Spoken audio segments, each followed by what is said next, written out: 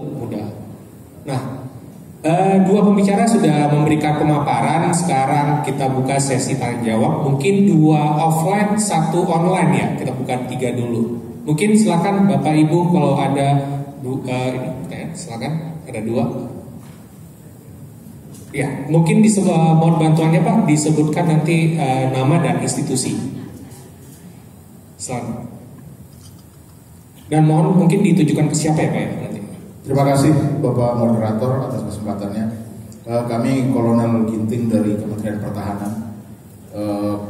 Pertanyaan kami, bukan pertanyaan ini Pak, sifatnya mungkin menanggapi saja yang tadi disampaikan oleh Pak Ono, pembicara pertama. Jadi kaitannya dengan triple helix tadi itu Pak, proses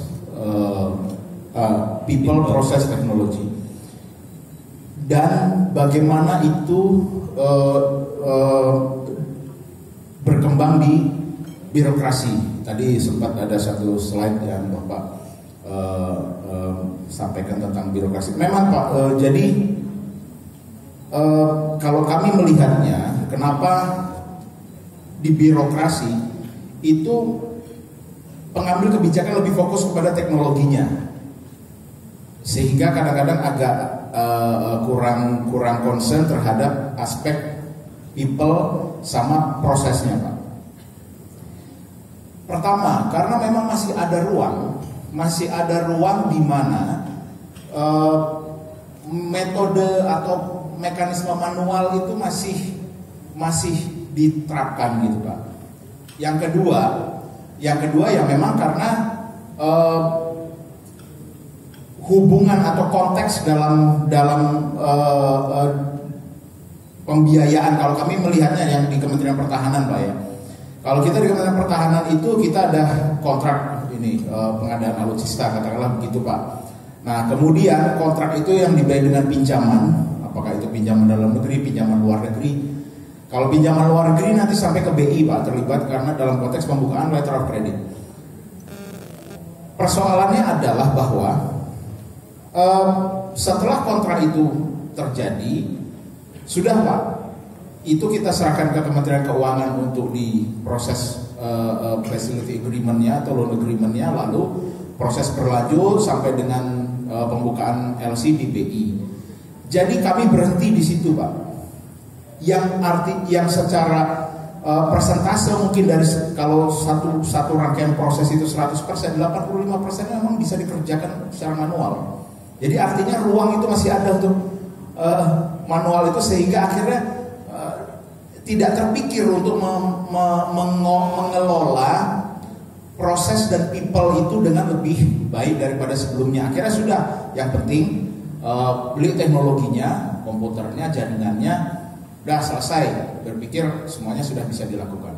Jadi memang ada ini di situ Pak, dan memang agak sedikit berbeda ketika kita masuk ke korporasi. Kalau korporasi memang challenge-nya beda dengan challenge yang dihadapi oleh birokrasi. Mungkin itu menanggapi saja Pak Moderator, bukan pertanyaan. Terima kasih Pak. Siap, terima kasih Pak Kolonel Ginting. Mungkin pertanyaan kedua dulu. Tadi ada yang kedua. Ya, silakan. Selamat siang, nama saya Teha dari Citibank Indonesia. Mungkin pertanyaan pertama cukup menarik yang tadi Pak Arfi bawakan mengenai layanan digital yang ada di HSBC. Nah, selama pandemi ini, kalau menurut Pak Arfi, produk mana yang paling banyak peningkatannya Pak? Submission lewat digital.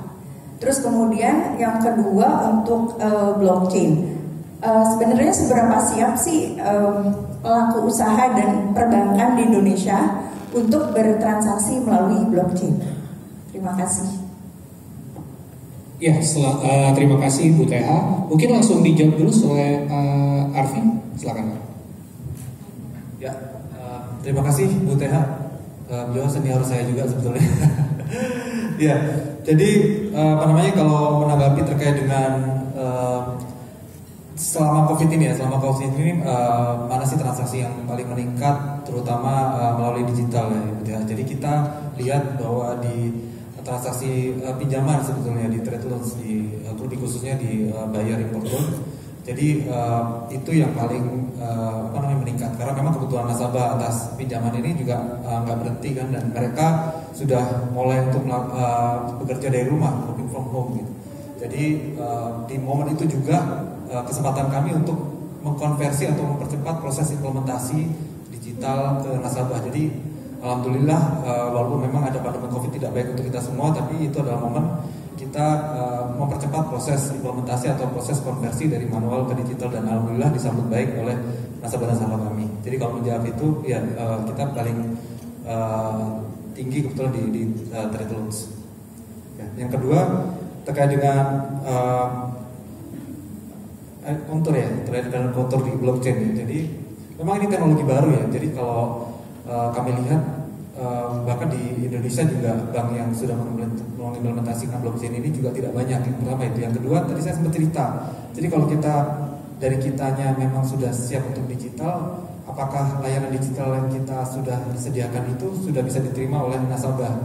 Itu juga menjadi PR kami. Makanya tadi pada saat saya cerita soal HSBC.net, kita berusaha sebisa mungkin untuk supaya layanan ini mudah digunakan untuk nasabah, karena itu PR. Jadi kita sudah membangun jangan sampai ini nanti tidak ada nasabah atau tidak ada kebutuhan akhirnya.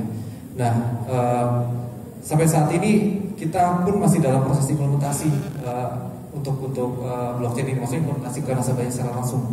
Karena di blockchain tidak hanya bank sebagai kita misalnya issuing bank yang siap atas blockchain tersebut, tapi harus ke semua pihak ya, dari sisi aplikannya, dari sisi bank sebagai issuer, kemudian dari sisi bank sebagai advising bank, dan dari sisi beneficiary-nya di akhir.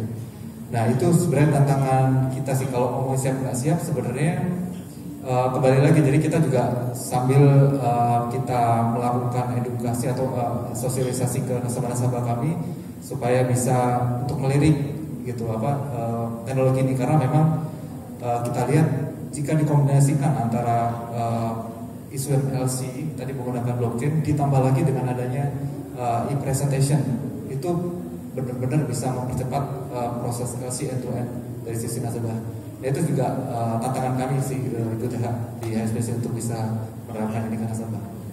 Saya pikir itu Pak Ahmad. Terima kasih Bu Tia atas pertanyaannya. Terima kasih Bu Tia, terima kasih Pak Arfi nih untuk jawabannya. Pertanyaan ketiga ini mohon maaf, ini saya bacakan online dulu nih satu ya. Dan banyak yang bertanya nih. Yang pertama dari Pak Aryo, Bank Mandiri, untuk Bapak Ono.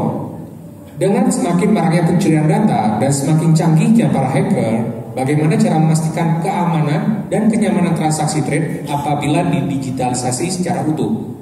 Jangan digitalisasi saat ini secara fisik saja, kasus pemalsuan dan penipuan dengan dokumen dalam transaksi trade finance banyak terjadi. Nah ini ada resiko gimana nih Pak Ono?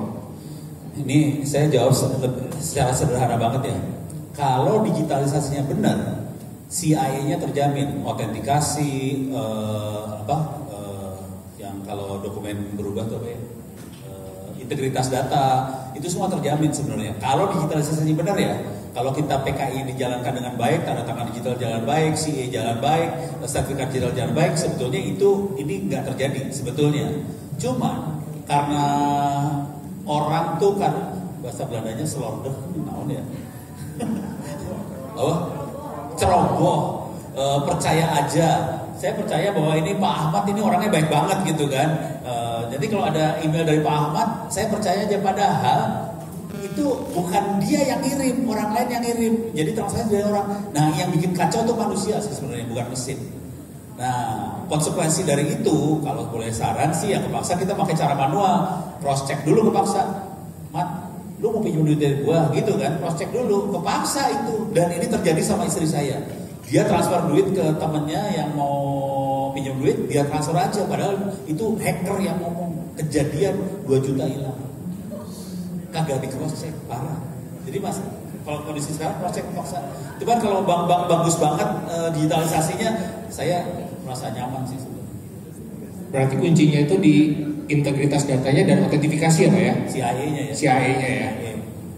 Bukan Central Intelligence Agency loh. Itu CIA urusan ISO 27001. Terima kasih nih Pak Ono. Tadi ada lagi pertanyaan, mungkin saya buka satu dua ya. Dua dulu deh, dua banyak. Moderator pusing. Ibu jangan Bapak yang di belakang. Ya silakan Bu. Terima kasih. Ya. Saya Noni dari DCA, Pak. Ya. Ada dua pertanyaan yang saya ingin sampaikan, kedua narasumber maksudnya ya. Yang pertama ke Pak Arfi, tadi bicara tentang blockchain ya Pak. Mungkin boleh minta sharing Pak, experience dari customer. Tadi kan bicara juga tentang customer experience ya. Menggunakan kontur ini seperti apa ya Pak? Mungkin boleh sharing. Dan setahu saya kan kalau di Indonesia kayaknya kita masih belum bisa pakai platform EDL ya. Jadi artinya ini mungkin hanya untuk isu LC atau advice, asumsi saya gitu. Jadi mungkin boleh sharing compare tuh pakai Swift, experience customer-nya itu seperti apa. Terus pertanyaan selanjutnya untuk Pak Ono Pak. Jadi kalau bicara digitalisasi trade, platform apa sih yang kira-kira cukup safe untuk kita pakai gitu ya. Jadi saya kalau bicara sama tim IT gitu ya, kayaknya sekarang ya yang cukup safe itu adalah blockchain. Tetapi saya nggak tahu di luar sana apakah ada platform lain yang safe, karena penggunanya harusnya kalau bicara digitalisasi end to end nggak hanya bank dengan customer, tetapi pihak-pihak lain banyak gitu ya, shipping company, mungkin ada insurance company, ada otoritas pelabuhan, custom dan lain sebagainya gitu. Jadi apakah ada platform selain blockchain yang cukup aman gitu? Dan kalau blockchain jawabannya ada dua, setahu saya ada dua jaringan yang private dan public gitu ya.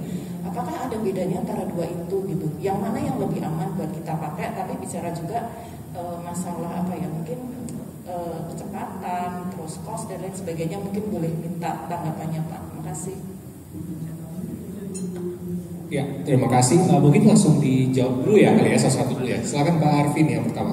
Ya, baik, terima kasih atas pertanyaan Ibu. Jadi sebenarnya menyambung ke pertanyaan tadi yang pertama Bu. Jadi kami sudah ada layanan untuk kontor blockchain ini, tapi sampai sekarang juga kalau Ibu tadi tanya bagaimana customer experience, karena memang kita masih proses implementasi tuh Bu.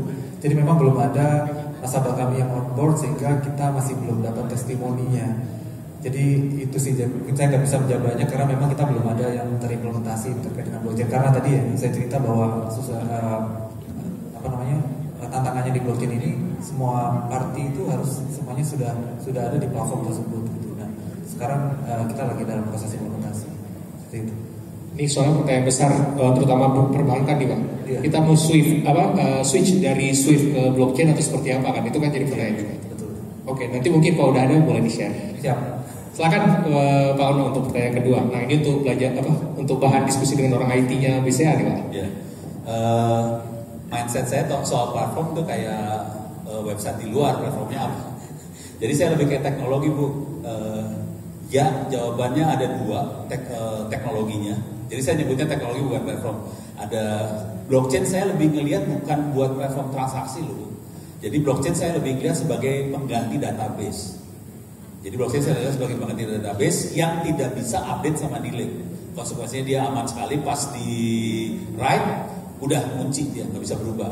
Jadi kalau blockchain saya lihat sebagai database, konsekuensinya dia sebetulnya back end, dia ada di belakang layar. Sebetulnya kalau saya boleh ngomong sih front endnya bisa pakai front end yang ibu pakai selama ini juga nggak masalah sih kalau saya lihatnya. Jadi front end bisa nggak beda jauh dengan yang ada sekarang, tinggal back endnya dirubah. Mungkin cara berubahnya jangan semua langsung dirubah jadi blockchain, satu-satu layanan yang kecil-kecil yang dirubah jadi blockchain. Nah pertanyaannya, blockchain itu ada urusan transaksi itu teknologi yang biasa kita pakai buat transaksi namanya PKI, bukan Partai Komunis Indonesia, itu Public Key Infrastructure.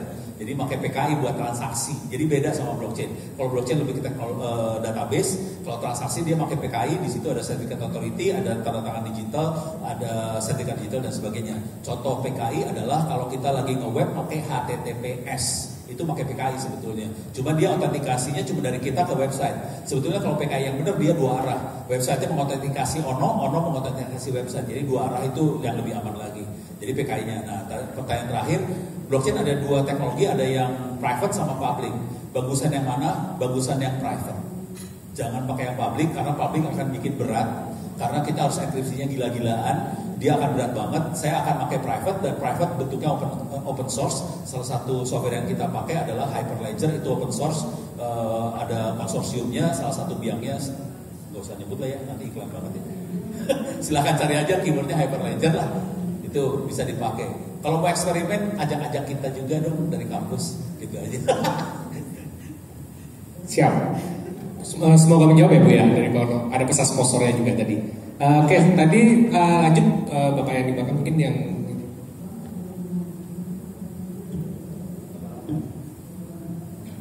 terima kasih atas waktunya.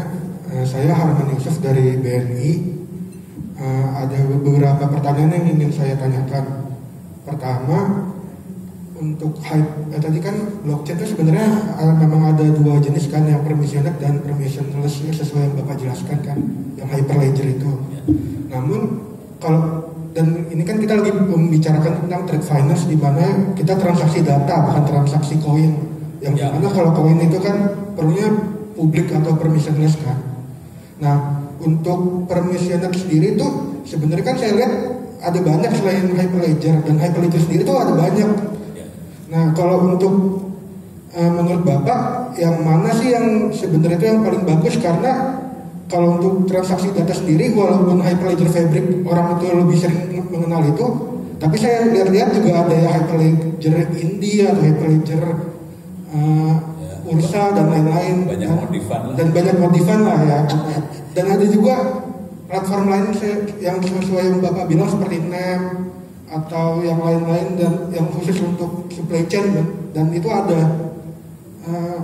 Dan transaksi data juga itu bukan hal yang paling utama, karena yang salah satu juga yang paling diutamakan juga keamanan data kan. Nah, menurut Bapak tuh yang mana yang sebaiknya digunakan selain hyper? Ini langsung aja ya. Ya, nah. Pertanyaan Bapak saya udah nyerah langsung. Jadi saya belum ada yang nanya kayak gini selama ini. Jadi saya baru Hyperledger iseng-iseng doang. Jadi itu pertanyaan yang sah, valid. Dan mungkin bagian kami di kampus di universitas kita perlu explore mengevaluasi mana yang cocok buat apa gitu. Jadi saya belum bisa jawab yang ini, maaf Pak. Pertanyaannya udah lebih advance. advance ini Pak. Jadi saya udah mulai nyerah di sini. Maaf. Siap. Tapi pertanyaannya valid banget. Ya. Mungkin nanti di next lain waktu mungkin nanti bisa dijawab kembali ya Pak ya. Jadi saya ngoprek ini gara-gara Dirjen Pajak nanyanya kayak gitu waktu itu. Akhirnya saya ngoprek. Jadi kalau ada pertanyaan mulai ngoprek. Itu sih. Oke. Siap. Terima kasih Pak Ono. Maaf. Oke, kita buka dua lagi pertanyaan. Satu, silakan. Ada lagi? Silakan. Satu dulu. Silakan mungkin nama dan ditujukan ke siapa untuk pertanyaannya. Selamat sore Bapak Ibu. Mungkin ini bukan pertanyaan Pak, saya dari Bank Permata, Ira. Mungkin saya mau mencoba share tentang pertanyaan Ibu dari BCA. Kebetulan Bank Permata trade kami sudah menggunakan kontur sejak November 2021 dan kami sudah punya nasabah dan transaksi yang sudah berjalan. Jadi Ibu dari BCA, mohon maaf saya lupa namanya. Kontur itu blockchain yang kami gunakan itu seluruh praktisi aplikan issuing bank, beneficiary dan negotiating bank itu advising bank harus dalam platform yang sama. Mereka semua sudah dalam satu member dari kontur. Nah, kemudian ada beberapa yang saya bisa share di sini adalah ini persis sama seperti aplikasi kita, hanya saja komunikasinya sudah direct langsung, di mana nasabah bisa melihat bagaimana sih status LC-nya. Si beneficiary bisa melihat graf LC yang sedang dibuat oleh nasabah. Advising bank juga sudah bisa melihat status dari transaksi ekspor importnya. Nah, ada satu lagi yang menarik adalah kalau saya boleh share Bapak Ibu, kontur yang kami gunakan di Permata ini itu dalam pembukaan LC-nya tidak lagi menggunakan SWIFT, digantikan dengan message code yang generate by kontur. Tapi untuk paymentnya kami masih menggunakan MT22, sehingga dalam pelaksanaan ini masih hybrid antara yang digital dan juga ada proses quote-unquote manualnya, karena itu tadi untuk sistem pembayarannya itu masih belum menggunakan kontur, tapi masih menggunakan MT2 auto swift code. Mungkin itu saja, barangkali berguna buat Bapak Ibu di sini untuk mendapatkan sharing tentang experience di blockchain kontur. Terima kasih, selamat sore. Terima kasih Bu atas sharingnya. Saya buka lagi pertanyaan dari forum offline, apakah masih ada? Oke, kalau tidak saya masuk ke yang dari online ya. Yang pertama ada lagi tambahan yaitu dari Pak Dimas Bang Muamalan. Menurut Bapak ini ke Pak Odok katanya, apakah infrastruktur perbankan kita cukup memadai untuk blockchain? Mengingat saat ini sedang marak kasus terkait data security yang meresahkan masyarakat. Nah ini mungkin Pak Arfi dengan Pak Ono juga nih. Silakan Pak Ono yang pertama mungkin. Kalau saya jawab singkatnya sih lebih dari cukup. Anda komputernya bagus-bagus, gede-gede. Ini jujur waktu saya mainan dengan Hyperledger, saya pakai 4 laptop doang. Jadi jalan. Jadi kalau saya sih yang Anda punya jauh lebih bagus dari kita punya. Jadi pasti oke. Masih oke Pak ya? Oke banget. Siap. Yang masalah bukan itu sih. Manusia tetap. Ternyata tetap isu utamanya adalah teknologinya bisa canggih, tapi kalau manusia yang nggak ngerti ya nggak bisa jalan. Masih ada isu di situ ya Pak ya. Siap. Dari Pak Arfi mungkin ada tanggapan dulu. Kalau pakai mic, udah pengen ngobrol aja. Ya jadi sebenarnya kalau maraknya kasus terkait data security mungkin ya Bapak lebih banyak cerita. Maksudnya kita memang yang terjadi di masyarakat pencurian data gitu kali ya. Jadi bisa dilakukan juga dengan adanya phishing dan lain-lain. Tapi kalau ngomongin blockchain sendiri itu tadi ya mungkin Pak Ono lebih ahli gitu bagaimana technical di dalamnya. Walaupun sekarang sebenarnya kalau kita berbicara komunikasi data antara nasabah kami misalnya melalui internet banking itu tadi juga Pak Ono sempat cerita ada PKI ya Pak ya, ada security juga signature dan lain-lain di dalam. Kita juga sudah menggunakan enkripsi SSL di situ juga. Jadi kalau soal blockchain apakah lebih aman atau tidak, sepertinya Pak Ono yang tadi lebih bisa untuk menjawab sih Pak. Kalau dari sisi kami saat ini kita pakai internet banking itu sudah mengikuti standar-standar keamanan yang sudah mumpuni, itu aja sih. Siap, terima kasih Pak Arfi. Nah ini ada pertanyaan dari offline ada dulu karena di online ada lagi pertanyaan. Oke, saya bacakan yang online dulu ya. Ini ada Pak Imam ya dari Bank Indonesia. Adakah pengaruh digitalisasi trade finance terhadap level kepercayaan nasabah, jumlah nasabah dan tingkat efisiensi pemrosesan transaksi trade finance di HSBC Indonesia? Adakah langkah khusus mitigasi risiko yang diterapkan HSBC untuk memitigasi risiko pada trade finance tersebut? Silakan Pak. Oke, sorry maaf tadi dulu lagi gimana Pak? Pengaruh digitalisasi trade finance terhadap level kepercayaan nasabah, jumlah nasabah dan tingkat efisiensi pemrosesan. Nah ini kan mungkin kalau kita blockchain segala macam itu di depan nih, di belakangnya itu seperti apa gitu, ya kan? Baik. Ya jadi betul tadi kan saya bicara tantangan kami sebenarnya dari proses manual atau dari proses paper beralih ke digital itu